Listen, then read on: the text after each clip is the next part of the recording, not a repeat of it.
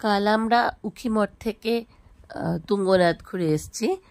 আজ যাব দেউরিতাল। চলুন সেই গল্পই শোনাই। সকালবেলা উঠে খুব সুন্দর ওয়েদার।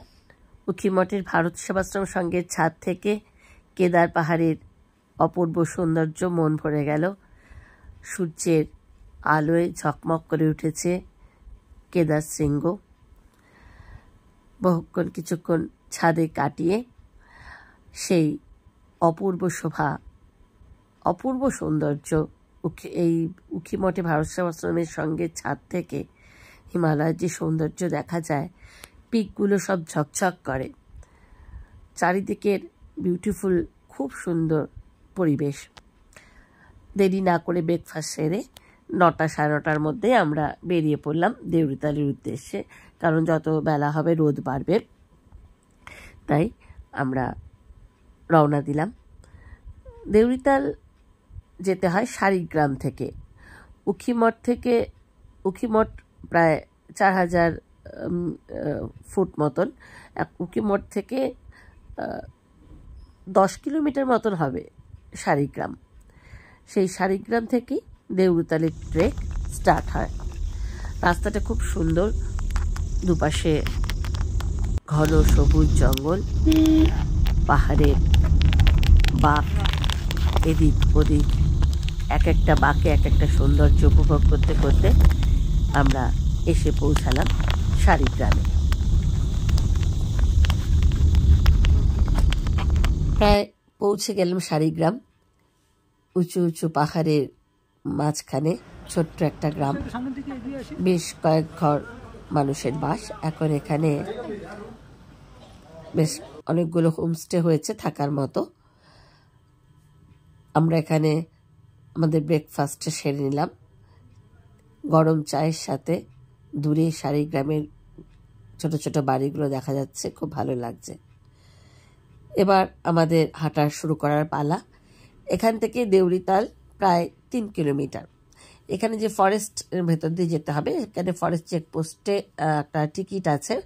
বড়দের জন্য, স্টুডেন্টদের জন্য 50 টাকা, বাচ্চাদের জন্য ফ্রি, আর বড়দের জন্য 200 টাকা। এটা একদম দেউরিতাল ঢোকার সেইখানেই এই টাকাটা নেওয়া হয়। এই তলায় শাড়িগ্রাম যাত্রা শুরু। শাড়িগ্রাম থেকে এখন আমরা আস্তে আস্তে ওঠা শুরু করছি দেউরিতালের পথে।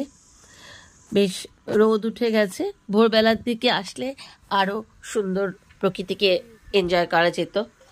এই চারদিকে উঁচু উঁচু পাহাড়, এই পাহাড়গুলোকে পেরিয়ে ওপারে যেতে হবে আমাদের। রাস্তা উঠে গেছে, ধীরে ধীরে চড়াই ভেঙে উঠতে লাগলাম। সামনে একটা ছোট্ট শিবের মন্দির পড়ল প্রথমে, ভারী সুন্দর। শিবজি কা টেম্পল অনেকটা। এখানকার সব মন্দিরই একটা কেদারনাথের স্টাইলের। সামনেই সুন্দর একটা দেউরিতাল ওঠার পথে একটুক্ষণ উঠলেই একটা সুন্দর মন্দির, সামনে চত্বর, সুন্দর ঘাসে ঢাকা লন, আর পিছনেই পাহাড়।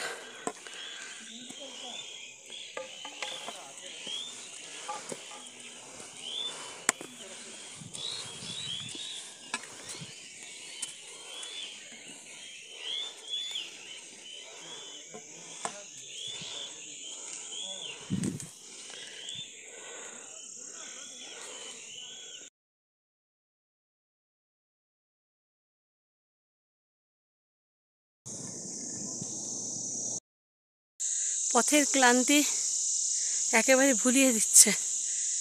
মাঝে মাঝে এত সুন্দর ছায়া গাছের, আর শুধু ঝিঝি পোকার ডাক, আর কিচ্ছু না। চারদিকে শুধু পাহাড় আর জঙ্গল। দেখুন, ওদিকটা দেখলে বুঝতে পারবেন।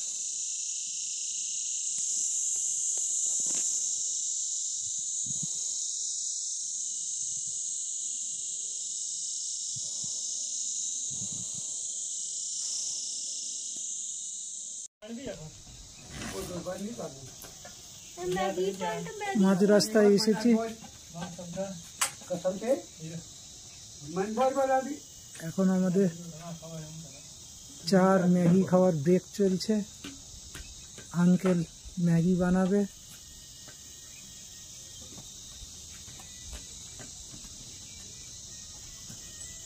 वो पहाड़ के ऊपर, हाँ ऊपर जा रहा है, वो पहाड़ के ऊपर उठना नहीं, वहाँ नहीं। হেলিকপ্টার উড়ে যাচ্ছে, এগুলো সব কেদারের দিকে যাচ্ছে, কেদার পাহাড়ের দিকে। পথ উঠে গেছে, দুপাশে জঙ্গল, একেবারে পিন ড্রপ সাইলেন্স, কোথাও একটাও লোক নেই। মাঝে মাঝে দু একজন আসছেন, হয়তো জঙ্গলের মধ্যে দিয়ে পথ। এটা বুলবুল ক্যাম্প, এখান থেকে ঠিক 1 কিলোমিটার, আর 1 কিলোমিটার বাকি আছে। ওই যে রাস্তা দিয়ে ঘোড়া নেমে আসছে, যারা ঘোড়া যেতে চান তাও যেতে পারেন। বেশ ছায়া ছায়া পথ। এবার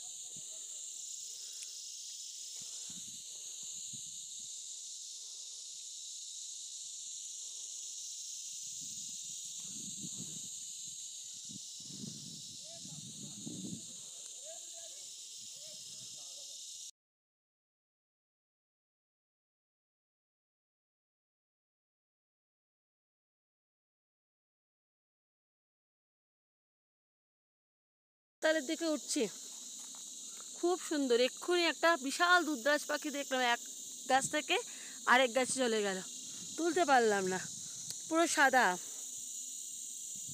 তাকে মোনালও দেখেছি, হিমালয়ান মোনাল, এই বড় লেজ, বড় পাখি।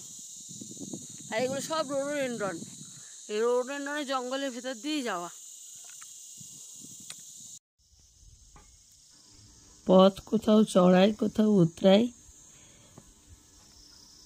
প্রধানত উঠবার সময় বেশ চড়াই পথ, প্রায় 3 কিলোমিটার রাস্তা। মাঝে মাঝে বসার জায়গা আছে, থেমে থেমে বসে বসে যাওয়া যায়, প্রকৃতিকে দেখতে দেখতে, প্রকৃতির সঙ্গে যেন মিশে যাওয়া। আর সবচেয়ে বড় কথা ট্র্যাঙ্কুইলিটি, এত নীরবতা, শুধু নানান ধরনের পাখির ডাক, আর শুধু পাহাড়ি সেই পথ ধরে একলা হেঁটে চলা। যেন সেই উমাপ্রসাদের কথা মনে পড়েন, যে পাতা ঝরার শব্দ তোমার সঙ্গী। এগিয়ে চললাম, মাঝে মাঝে এরকম ছোট ছোট চায়ের দোকান আছে, এখন বন্ধই থাকে, যখন লোক আসে তখন খোলে।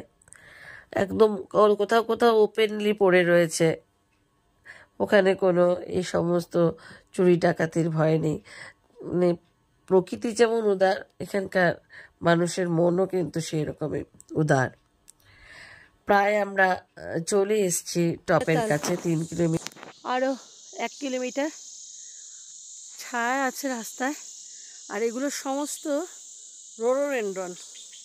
পুরো ওই সময় মানে বসন্তকালে যদি আসেন, এপ্রিল মে, তারা একবার কালার হয়ে থাকবে। আর পাখি তো অজস্র ডাকছে, অজস্র। ভালো যারা পাখি ক্যামেরায় তুলতে পারবে যাদের আছে, তারা খুব এখানে এসে আনন্দ পাবেন। নেই, সামনেই ক্যাম্প আছে দেউরিতলের কাছে, সেই ক্যাম্পেও থাকা যায়, সেই ক্যাম্পেরই বর্ণনা। রাস্তায় যেতে যেতে একজন ভদ্রমহিলার সাথে দেখা হলো, তিনি ওই উপরে ক্যাম্পে পরিষ্কার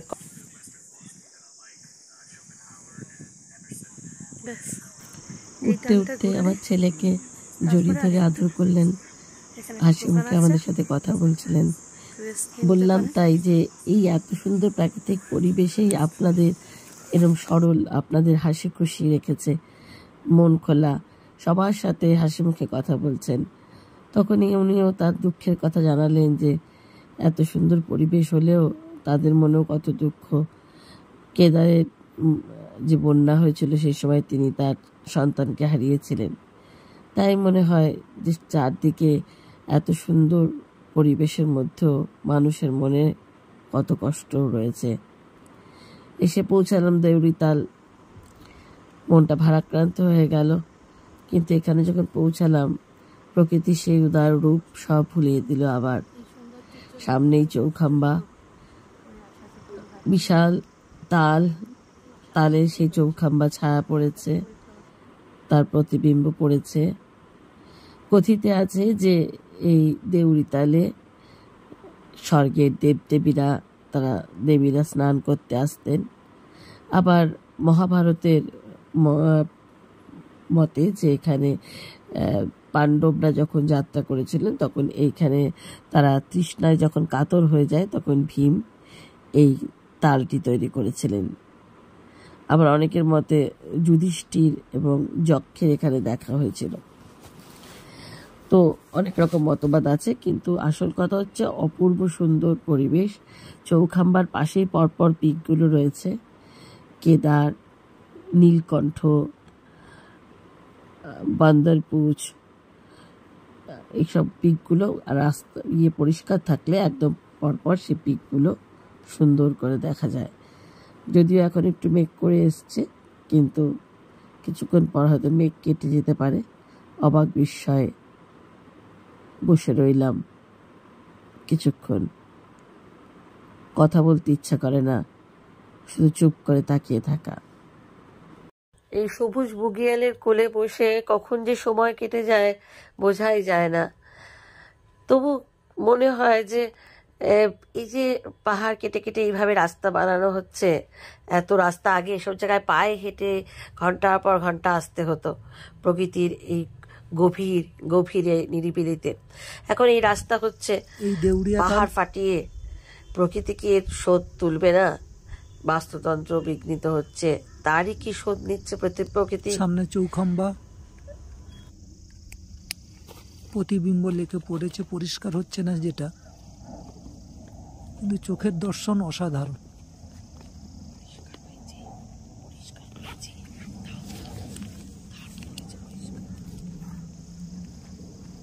এরপরে এইদিকে সিংহগুলো মেঘে ঢেকে গেছে,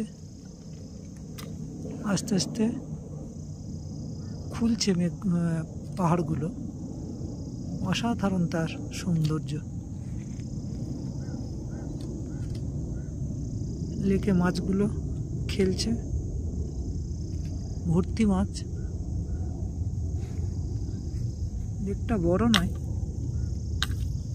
কিন্তু পাহাড়ের কোলে অসাধারণ ছোট্ট এই লেক।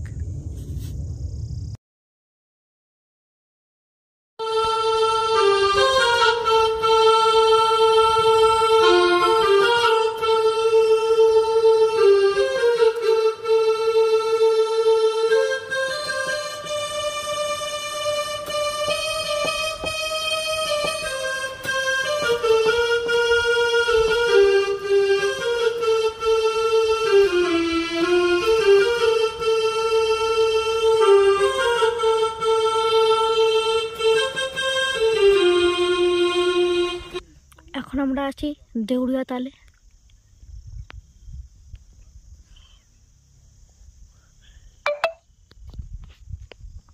এই যে চৌখাম্বা, আর তার রিফ্লেকশন পড়েছে জলে।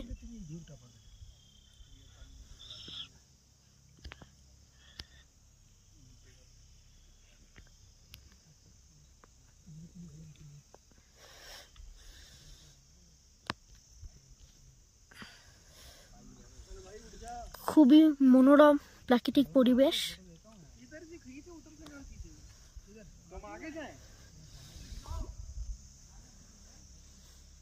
দেউড়িয়াতাল এভাবে এদিকটা জঙ্গল দিয়ে গিয়ে পরিক্রমা করে ওই যে ওপাশে ক্যাম্পও আছে, ওখানেও থাকা যায়। অনেকে পরিক্রমা করেন। এই চৌখাম্বা রিফ্লেকশন পড়েছে জলে, পরিষ্কার রিফ্লেকশন চৌখাম্বার জলে পড়েছে, নীল জলে। এত কাছের থেকে চৌখাম্বা ওদের আর কোথাও দেখা যায় না। এদিকে কেদার পাহাড়, এদিকে মস্ত বড় একটা বুগিয়াল। এটা অদ্ভুত, যেন স্বর্গের মতো সুন্দর। স্বর্গের অপ্সরারা, দেবীরা এখানে স্নান করতে আসেন, কথিতে আছে। হেলিকপ্টার যাচ্ছে কেদারের পথে সামনে। কথায় আছে যে এই জলে কোনো নোংরা পড়লে পাখিরা আপনা থেকে তুলে নিয়ে যায়। এক্ষুনি দেখলাম একটা দুধরাজ পাখি নিচে নেমে জলের থেকে নোংরা তুলে নিয়ে চলে গেল। প্রচুর দুধরাজ এখানে।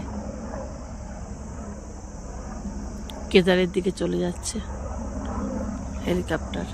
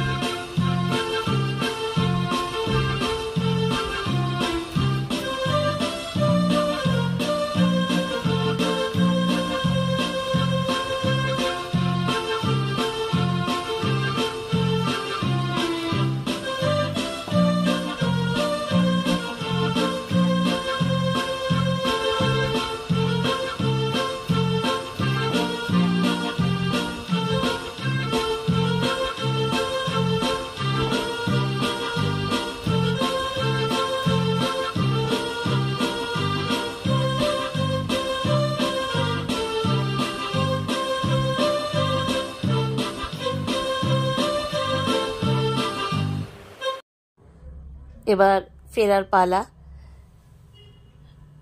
দূরে একটা, এখানে প্রচুর পাখি, একটা কাঠঠোকরা পাখি অনেকক্ষণ ধরে ঘুরে বেড়াচ্ছে নিজের মতো। কিছুক্ষণ এই বুগিয়ালে শুয়ে বসে কাটালাম। এবার বিকেলের দিকে সন্ধ্যে হয়ে আসছে। সন্ধ্যে হতে দেরি আছে এখনো, ওই সূর্য পশ্চিম আকাশে ঢলে পড়ছে। অনেকটা পথ নামতে হবে, প্রায় 3 কিলোমিটার। এবার নামা শুরু করছি আস্তে আস্তে ধীরে ধীরে। তবুও এই জায়গা ছেড়ে যেতে মন চায় না। মনে হয় আরেকটু বসি, আরেকটু এই রূপ রস গন্ধকে অনুভব করি।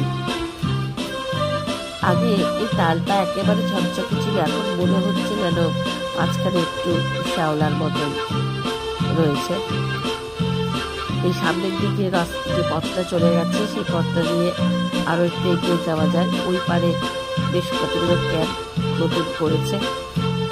অনেকে রাত্রে থাকেন। ভোরবেলায় যে সূর্যোদয়ের যে সিনটা, যে অপূর্ব শোভা পাহাড়ের বুকে, রঙিন হয়ে ওঠে সাদা পাহাড়, তার বরফ, তার শ্বেত শুভ্র চূড়া সূর্যের আভায় লাল হয়ে যায়।